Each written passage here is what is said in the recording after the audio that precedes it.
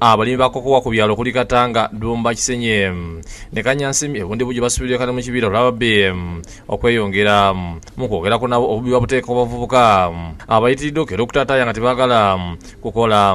Abaana bazaalibwa baamu bano abazaalibwamu tebagala kulima kiranyo nga abavubuka bagala besibe ebiwato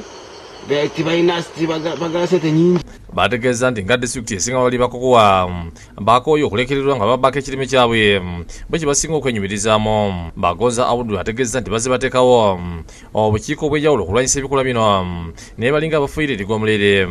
Basabye nti waakiri gavumenti yandibadde bawa abasirikale ab'okuuma kuba nabo baagala okubeezaawo famire zaabwe.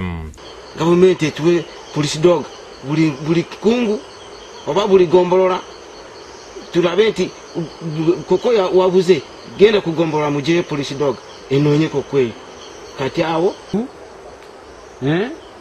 tebasobola kugamba bano twateeka nga bawimbule tebasobola kuyamba. Ramadhan Baza omulimu wa kokowa yeebazizza kooti olw'okubayamba kubambi abasumbuwa nga baba ebibonerezo.